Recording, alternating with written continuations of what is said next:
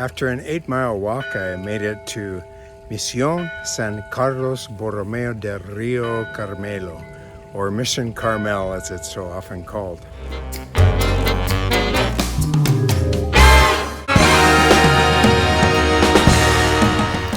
I decided that while my bike was in the shop, I would walk from Monterey to Carmel. And it's quite a walk, about 8 miles, uphill and through forests and parks, until finally coming down into Carmel and getting a first glimpse of the ocean. Carmel is kind of a dusty, posh place with lots of cool shops and cafes and street life and some posh things that you might find on downtown Fifth Avenue streets. Today was market day, so it was fun to be able to see some of the produce that I watched being grown the other day as I was biking through agricultural territories. And it gives Carmel a little bit more of a homey feel. The town also takes care to look after its heritage, and you can see a few examples of honoring that heritage around, like the bell that's just outside of the mission itself. This is what you see from the outside. And today I was able to go into just the gift shop and also the garden area with a lovely fountain and some shrines and an historical display.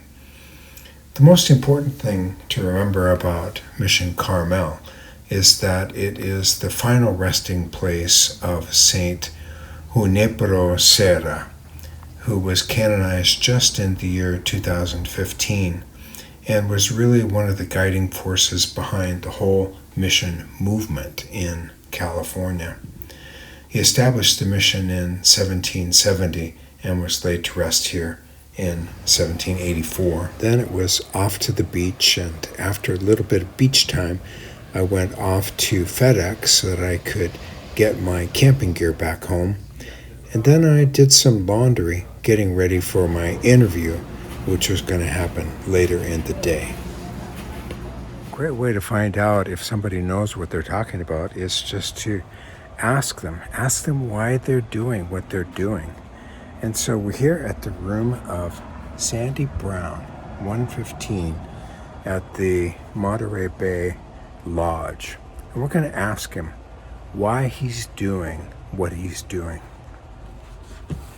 Reverend Brown, I want to say, first of all, thank you so much for taking on this interview at short notice. And I really appreciate also that you're willing to do it without wearing a face mask. And I wonder, is it okay? May I call you Sandy? Sure, no problem. I'll take my mask off if it makes you feel more comfortable. First question.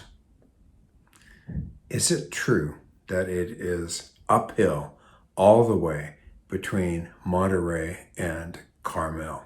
Actually, I discovered while walking today that it's uphill both ways. Liar. Now, being from Seattle, do you accept full responsibility for bringing this cloudy, drizzly weather with you from home?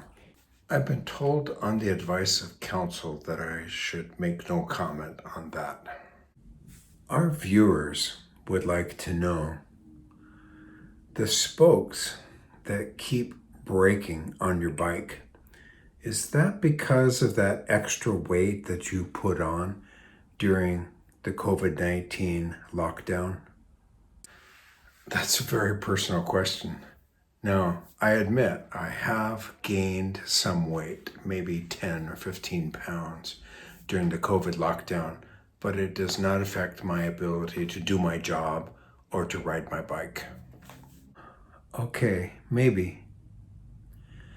Now, everybody wants to know why you're doing this walk. What can you tell our viewers? I think the very heart of this for me is getting back to my roots. Yes, I want to scout out this trip. Yes, I want to see if this would make a good guidebook. But also, man, my family is from Southern California. And that's one reason why I chose to make this walk from north to south, because I'd be getting closer and closer to where my family is from and to where I grew up also, because I grew up at least through second grade in San Diego. So in a way, it's a homecoming. Now, we know that you've told people that you're here to scout out a guidebook, but California has a long history of governors with the last name of Brown. So can you deny truthfully that you are not here to consider a run for California governor? It's true. Jerry Brown ran for governor and was elected twice, I think in the 1990s and in the 2000s. And his father, Pat Brown, was governor for 2 terms in the 1960s. But beyond that, I have no comment. Final question. Everybody in California wants to know, are you more of a boxer or brief kind of guy? I'd prefer not to get into that. Let's just say I'm comfortable with my choice. Thank you very much for your interview with us today. We wish you the best on your bike trip. Thanks for coming out tonight. It was a tough interview. It's hard to know just what he's up to. But anyway, we asked the questions. Now we'll see what he does and where he's going to go, and if it has any meaning at all, and if he's going to run for governor of California.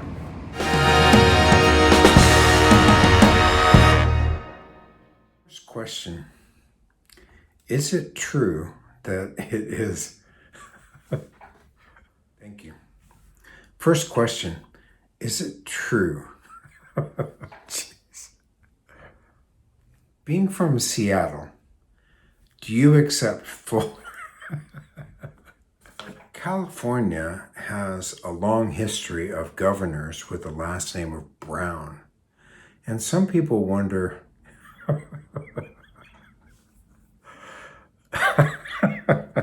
here to scout out a possible run.